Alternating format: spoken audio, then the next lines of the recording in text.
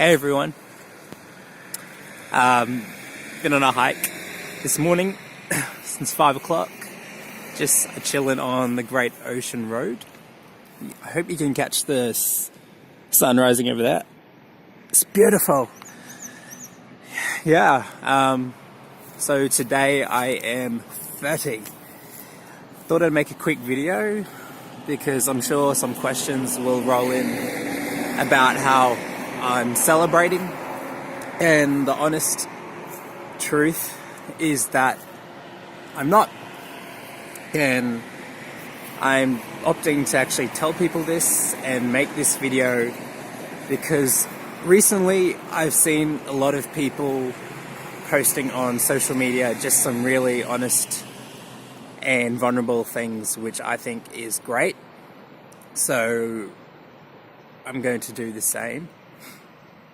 I guess most people know me in a certain way, and that is someone who's very positive, erratic, spontaneous, cheerful.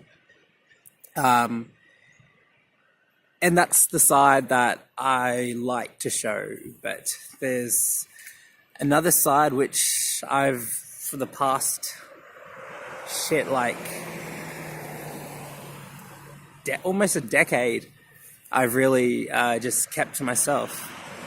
And for as far as I can remember in my 20s, I would just kind of go between those sides, these highs and these lows.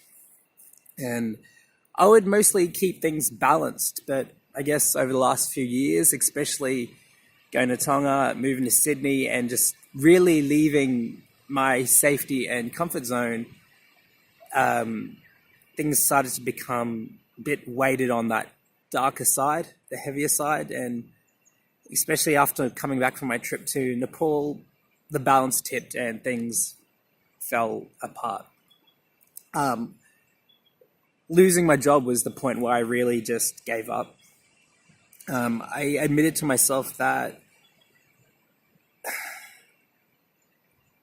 there wasn't just something different about me, there was something wrong.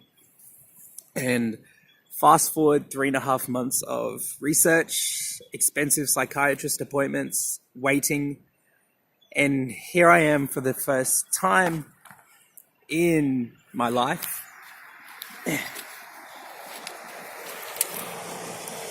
Medicated. It's just something I never thought I would have to resort to, if that's the right word. Although looking back, I can see that, especially in my younger days, I had been medicating myself in other ways. And one is particularly excessive diet and exercise, which I definitely had a problem with, but didn't realize as well. And I guess even after 2 years of working in the mental health industry, in organizations, and it's sad to say that I still feel a bit of shame as to needing to take tablets, and that I can't just will myself to get over it. It's sad to say that, but it's true. And yeah, I just thought I'd share that because I know I'm not the only one, and I've seen other people on my Facebook share the same thing. So yeah, and working with the psychiatrist, I've been given the diagnosis of ADD, which is attention deficit disorder. And by all means, it's great to finally know and give yourself a different understanding. If you're looking to understand the subject, I really recommend a book called Scattered Minds by Dr. Gabor Mate. But at the same time, there's also, my hand is getting really tired. Should have bought my selfie stick. There we go. But at the same time, there's this inevitable period of what they call mourning, which is mourning the life that you could have had should you have known earlier.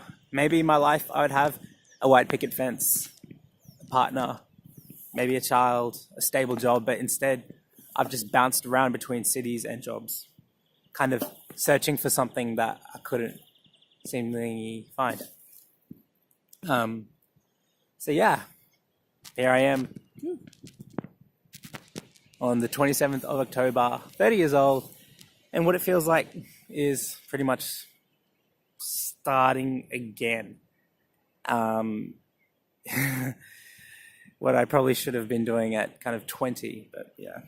But that's just where it's at, so that's why I'm just here, alone, chilling.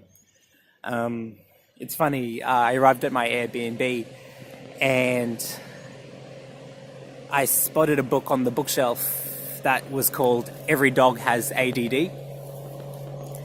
And I made a comment about it, and the lady that was the house owner or whatnot, she said, yeah, my son has just been diagnosed.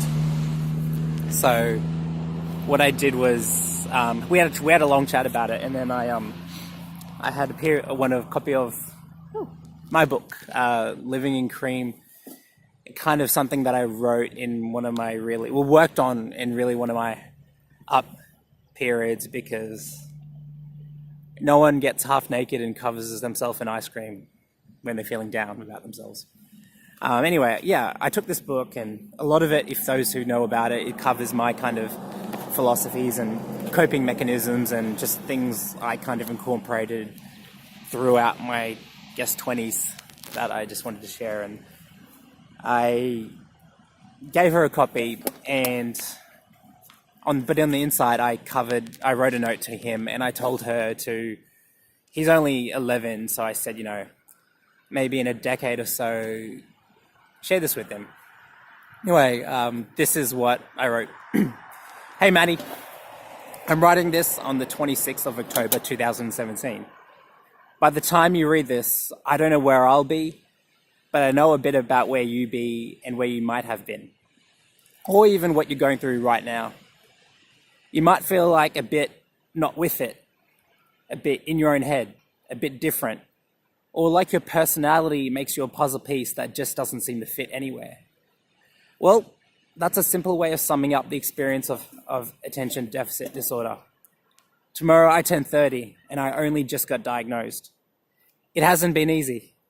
It's been frustrating, and it's led me to spending a lot of time feeling down about myself. The good news is that at 11 years old, and with your wonderful mum all across it, you'll have a much easier time than I have had.